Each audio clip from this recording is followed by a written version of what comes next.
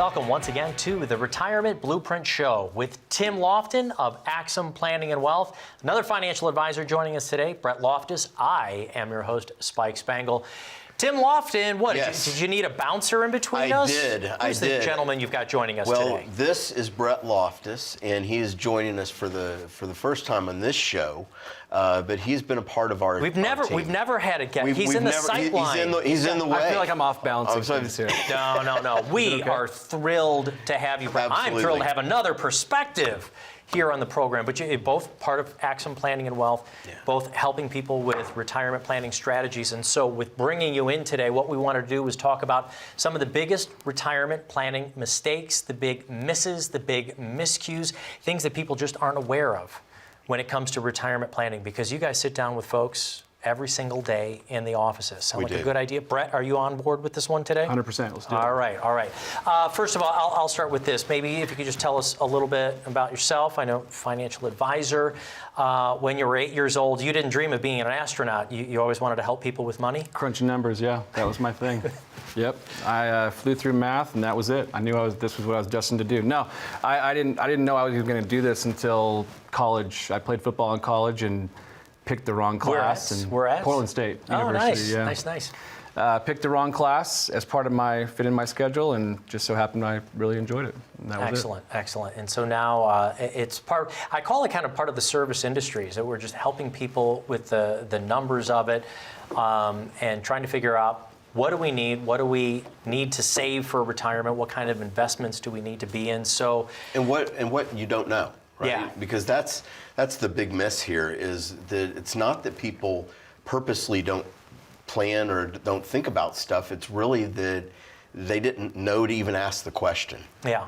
One of the things that is a big, huge miss in retirement is not anyone's fault out there. It's not something that they don't know, not something that they're unaware of. Let's start with this.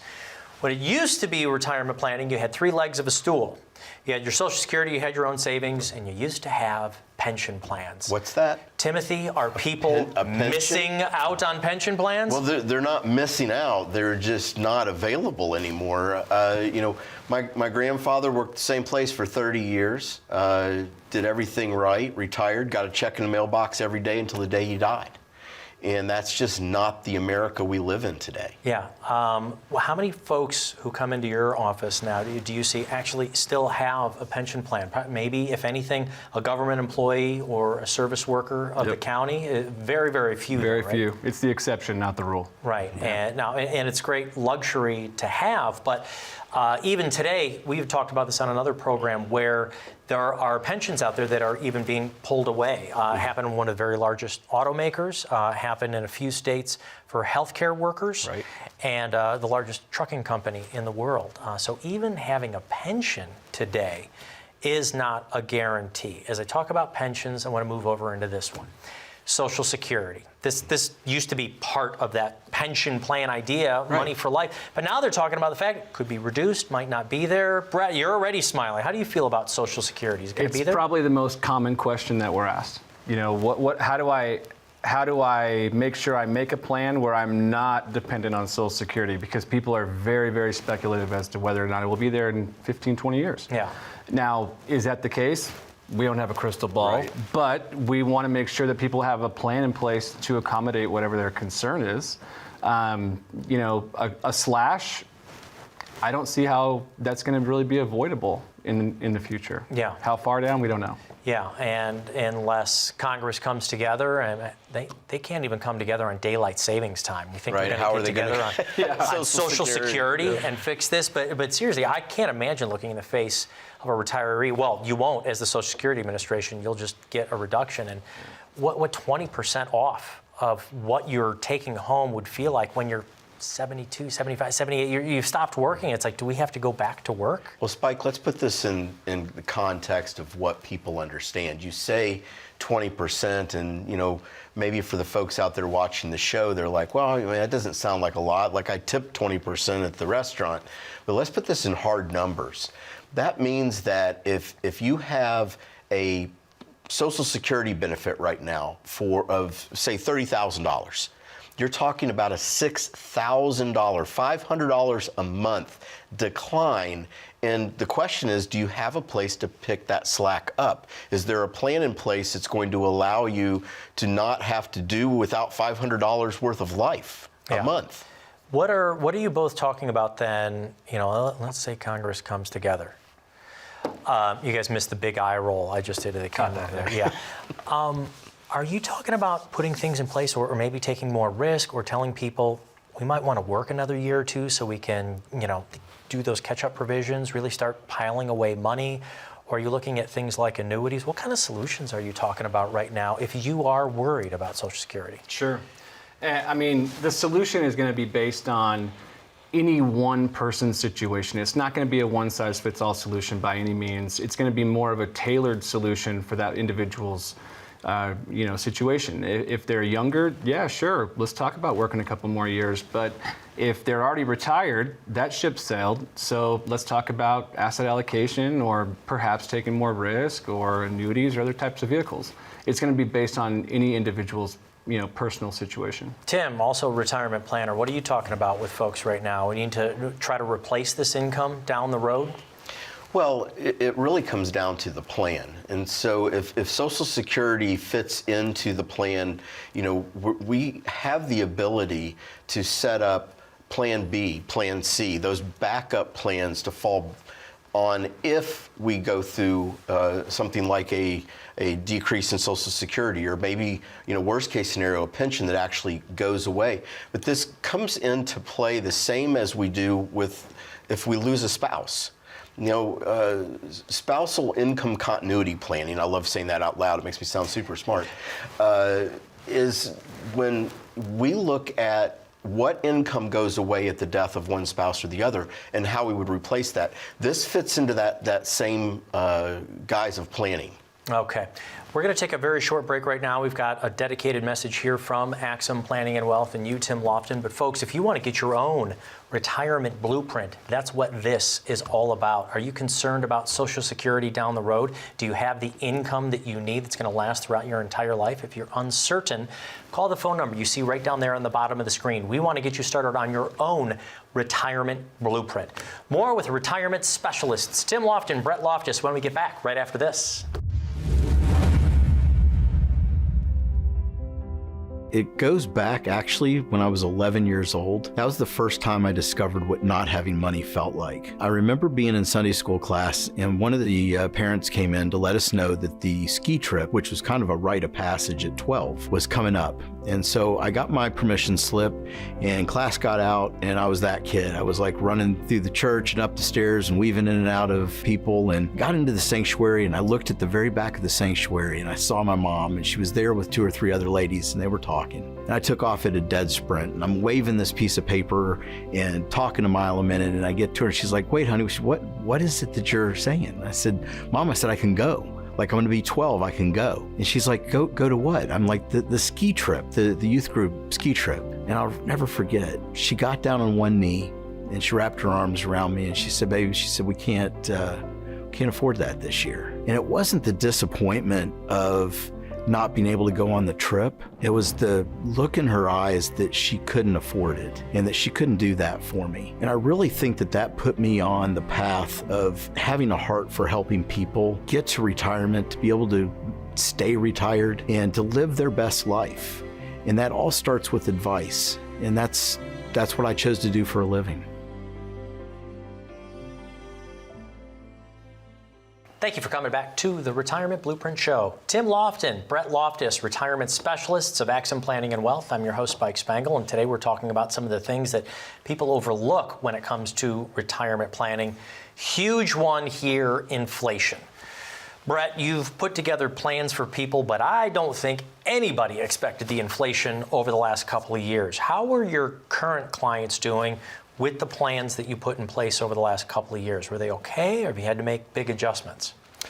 Yeah, so I mean, the plans that we put together, we always want to hedge on the more aggressive side, or should I say conservative side of lifestyle costs and investment return. So when as part of the retirement blueprint, we want to put together an income plan, which is something everyone should have.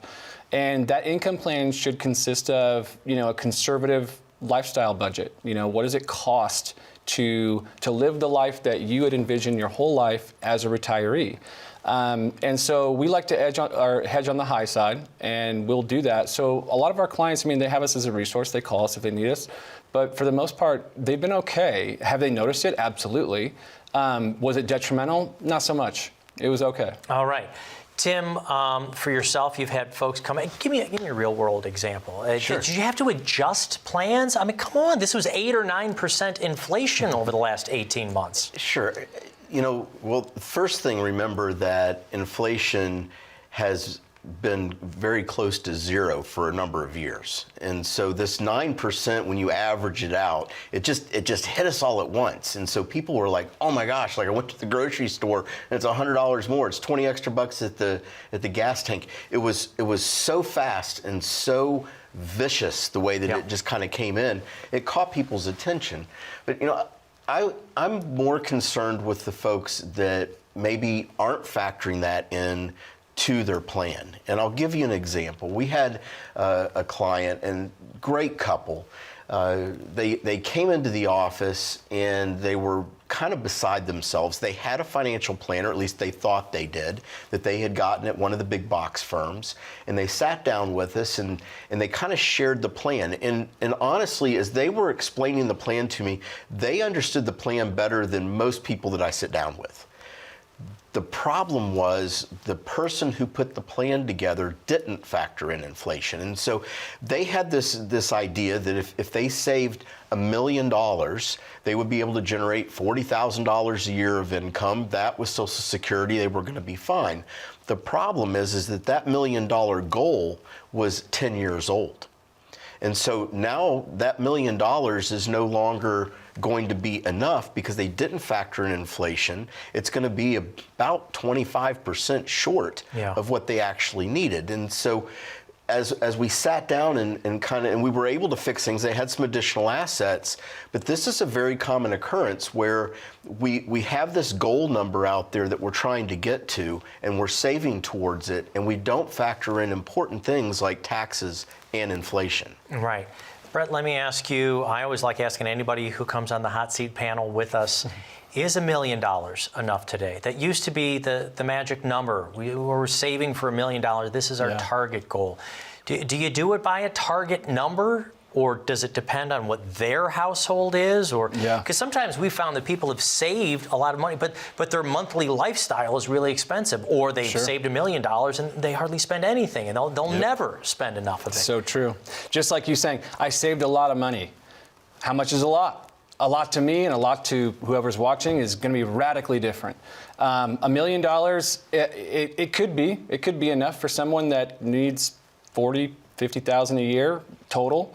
But more often than not, not really. Things are more expensive now, much more expensive. And so the average client, they're going to want, much more than $50,000 a year, I'll tell you that. And so if you're looking at $1 million and you're, 65, 67 years old, I'd say not really, especially not with volatility. Yeah, volatility, cost of long-term care, health care. Tim, you just brushed over something though, and like I didn't hear you, but I did. I heard you. You were saying you were ignoring me, Spike. When that 4% rule, and you're taking out, you said $40,000 of income, but wait a second, you don't get to keep all of that, even if you were doing it. Explain why. Because you got to pay taxes, Spike. It's not just a free entry. I'm done with it. I don't want to pay taxes. No, I don't want to pay taxes. I don't want to pay taxes either, Spike. But we have to, and we have to factor that into the plan. And just before we leave this, I want to talk, because Bret brought up a really great point. Is that maybe I have this $1 million, maybe it is enough, maybe we're getting our $40,000 or $50,000 a year, but if all of our investments are just producing income, what are we going to do down the road? Where's the growth? If I'm 65 years old or 60 years old, I've got 25, 30 years that this money has to last. That 40 or 50,000 is going to be turned into nothing. I have to have a growth component as well as an income component. This is where giving jobs to the money is so important. So maybe that job for the income on the $1 million is income, which means I got to take out the volatility. It's got to be super safe.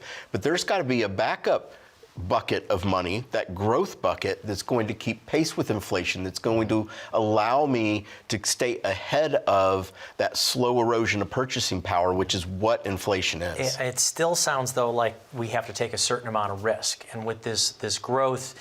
With the right money. Okay, but there are certain folks who come in, they probably say to either one of you, maybe both of you, I don't want to risk any more of my money. I don't want to lose any more of it. Right. How do you help talk them off that ledge or back into the window and going, look, you have to show them what kind of funds it is or how it's performing, or are there reliable enough investments? Because I didn't want to say safe. Are there reliable investment that will provide that growth without exposing them to too much risk? Well, I mean, risk is relative, right? Risk for me, again, going back to that relativity, risk for me, risk for you, it's all different.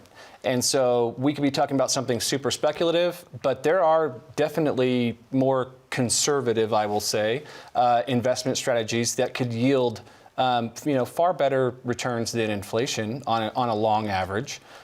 So those are things that we could definitely discuss and entertain. But again, it just comes back to what Tim and I keep talking about. It's the plan. It's putting the plan in place for the individual that's based on the individual circumstances, not a 60-40 strategy or a target date fund or something like that. It is exactly tailored to that person's spending. That way we know whether or not $1 million is enough. We know whether or not their taxation is going to be prohibitive to their growth, and we know whether or not the risk they're taking is within their tolerance. Tim loves when I give him pop questions. Here it comes. Here's an either or for you. Which is more dangerous to a portfolio, taking too much risk or too little risk in retirement? Yes. Oh, I knew that was going to be the answer. I knew it. That's my answer to all your pop questions is yes. No, but seriously, I see clients come into the office that, they're not keeping pace with inflation because of not taking enough risk. Now, if you have enough money put away and inflation's not an issue and you can go down that path of erosion and you're not going to run out, that's fine. If that's your thing and you literally want no risk, you can do that, but you've got to have a lot more money to be able to take that. And then there's the flip side, the person that's, driving down the highway 100 miles an hour, throwing the radar detector at the police officer that's just taking crazy risk. Why would you do that?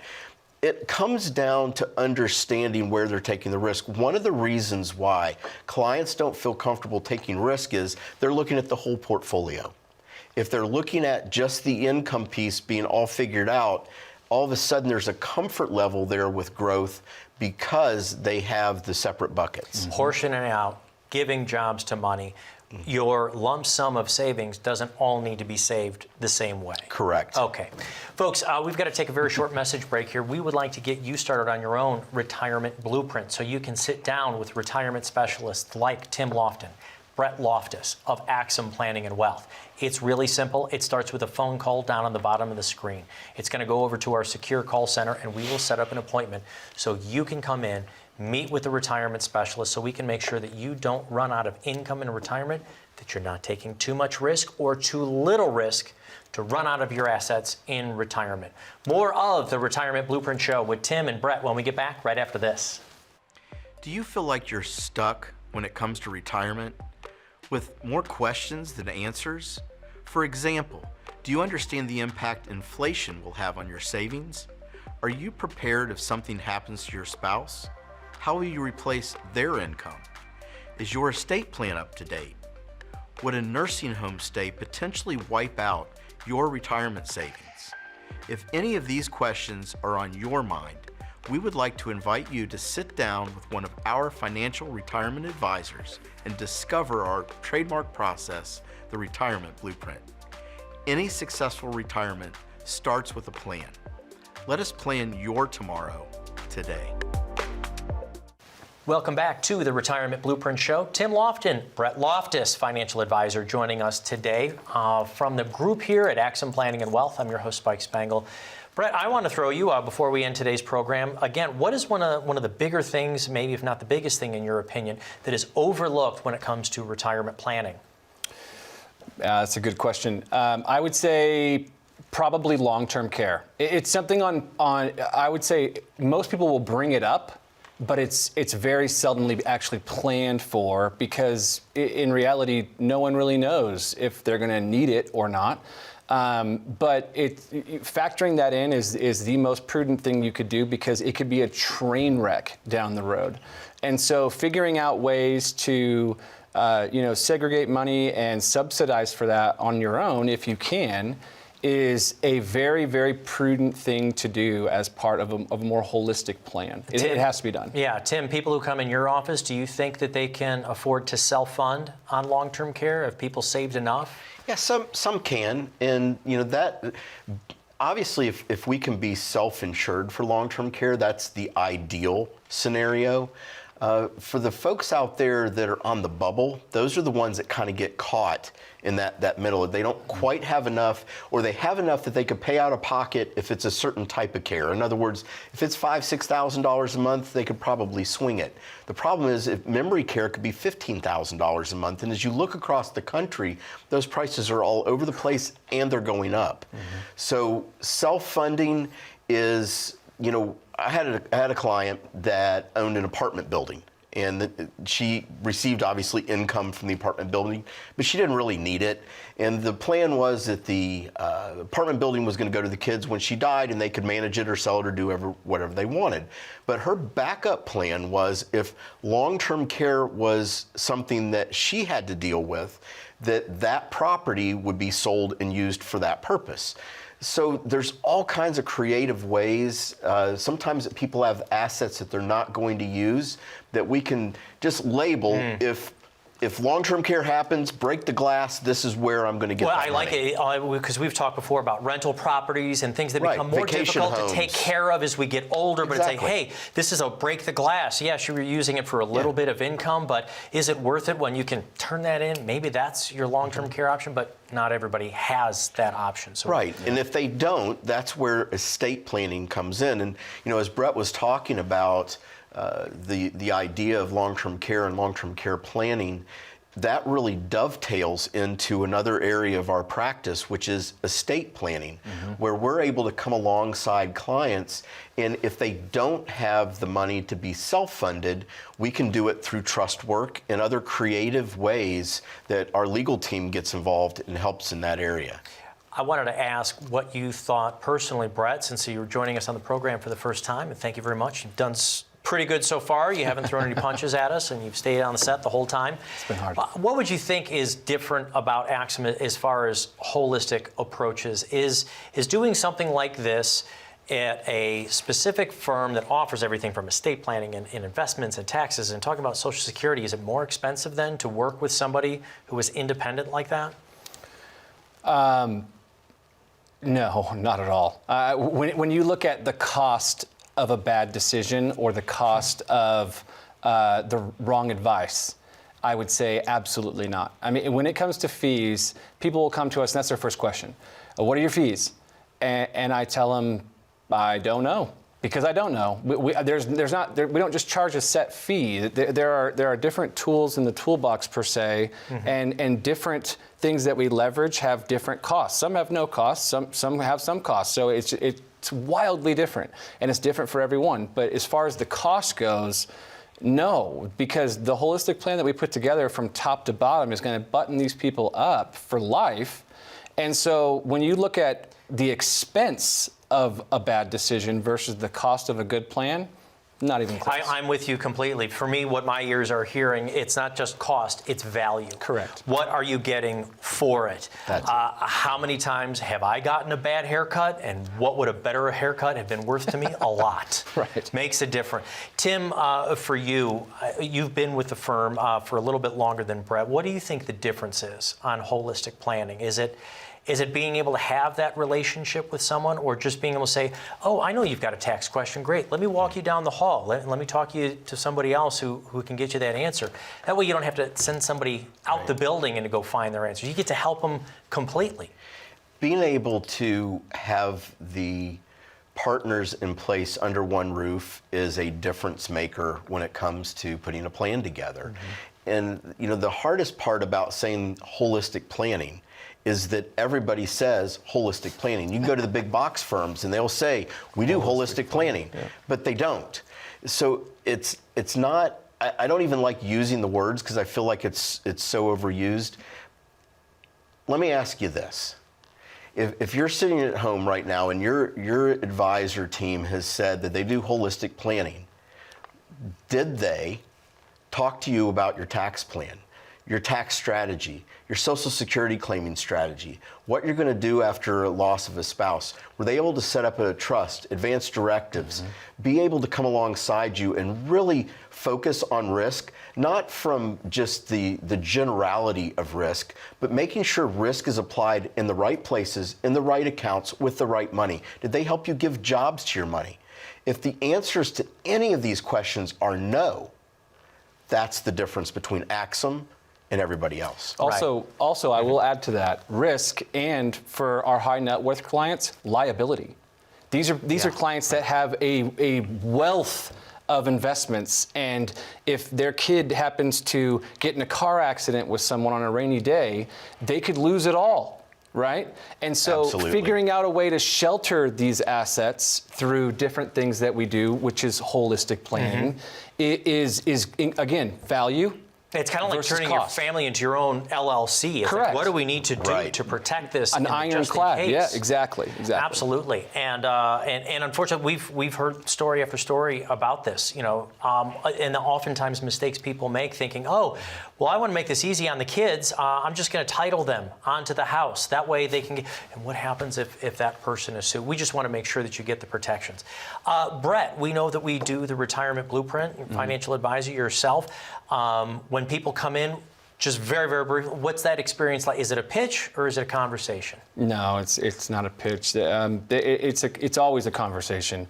The blueprint is crafted around the individual. So we get a call in, and I will give them a recap or kind of a high-level overview of what that is. But that's not until we determine there's a gap there in which we could provide value, right? It's not something that I'm going in saying, hey, everyone needs this, although I do believe anybody that's facing retirement does need a plan, and our plan is most holistic.